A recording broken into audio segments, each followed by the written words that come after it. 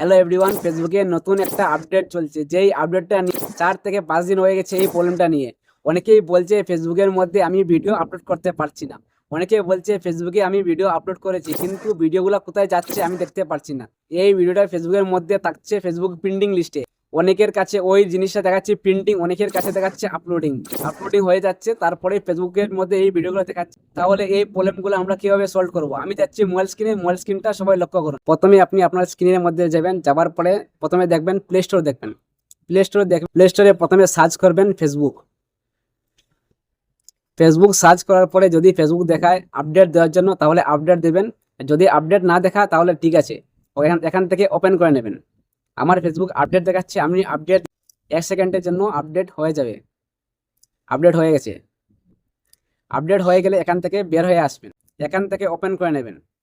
Open করার পরে এই প্রবলেমটা সলভ হবে না। আপনার যে কোনো মোবাইল হোক, মোবাইলের মধ্যে একটা সেটিং আছে অ্যাপস সেটিং বলে। প্রথমে আপনার সেটিংয়ে যাবেন, সেটিংয়ে যাওয়ার পরে আপনি চেক করবেন অ্যাপসে যাবেন। অ্যাপসে যাওয়ার পরে প্রথমে চেক করবেন ফেসবুক। যদি ফেসবুক দেখো তাহলে ফেসবুকের মধ্যে যাবেন, যাওয়ার পরে একটা অপশন থাকবে স্টোরেজ ক্লিয়ার। আলাদা আলাদা মোবাইলের মধ্যে আলাদা আলাদা সেটিং থাকে, তাহলে প্রথমে তুমি এখান থেকে স্টোরেজ ক্লিয়ার করে নেবেন। আর যদি অনেকের আছে স্টোরেজ ক্লিয়ার, অনেকের আছে ক্লিন স্টোরেজ, এরকম কোনো অপশন থাকবে, তো এখান থেকে ক্লিন করে নেবেন। ক্লিন করে নিলে এই প্রবলেমটা আশা করি 100-এর মধ্যে 20% ক্লিয়ার হয়ে যায়। ফেসবুকের মধ্যে বেসিক এই প্রবলেমটা হচ্ছে কারণ অনেক দিন থেকে ফেসবুক তুমি ইউজ করছো, আর এই ক্লিনটা ফেসবুকে যেইগুলো তুমি আপলোড করছো এই ক্লিন স্টোরিটা ক্লিন হচ্ছে না, এর জন্য এই প্রবলেমটা হতে পারে। এখান থেকে সবাই ক্লিন করে নেবে, ঠিক হয়ে যাবে। 100% ঠিক করার জন্য আমি অন্য কিছু সবাইকে দেখাচ্ছি।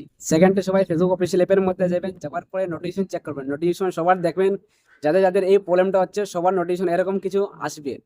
তারপরে নোটিফিকেশনের ভিতরে ক্লিক করবেন। ক্লিক করার পরে এরকম একটা ইন্টারফেস আসবে। আসার পরে ইওর ভিডিওতে ক্লিক করবেন।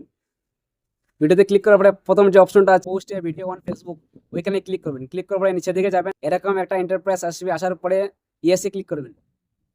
ইয়েসে ক্লিক করার পরে এরকম একটা ক্যাপশন রাইটিং করার আছে। এই ক্যাপশনটা আমি যাদের লাগবে ওরা আমাকে মেসেজ করবে, আমি দিয়ে দেবো। ক্যাপশনটা লিখে দিলাম, এখান থেকে সাবমিট করে দেবে। সেকেন্ড অপশনটা ঠিক হয়ে গেছে, সবাই দেখবে এরকম এন্টারপ্রাইজ থ্যাঙ্কস দেখাবে। ফেসবুকের সেটিংয়ে যাবেন, এখানে আছে হেল্প অ্যান্ড সাপোর্ট, ওখানে ক্লিক করবেন। নিচের দিকে আছে রিপোর্ট এ প্রবলেম, এখানে ক্লিক করবেন। তারপরে এরকম একটা ইন্টারফেস আসবে। আসার পরে নিচে দেখবেন continue to report A problem, ওইখানে ক্লিক করবেন। নিচে ক্লিক করার পরে অন্য একটা ইন্টারফেস আসবে, কিছুক্ষণ লোড নেবে। লোড নেওয়ার পরে এসে এরকম একটা ইন্টারফেস আসবে।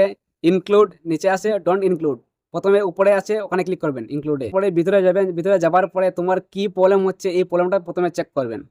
আমার ফেসবুক পেজে প্রবলেম হচ্ছে, এর জন্য আমি নিচে আছে ভিডিওস, আপনার যে প্রবলেমটা হচ্ছে ওখানে ক্লিক করুন। আপনি দেখবেন আপনার কিসে প্রবলেম হচ্ছে। আমার ভিডিওতে প্রবলেম হচ্ছে, এর জন্য এখান থেকে আমি ভিডিও সিলেক্ট করে নিচ্ছি।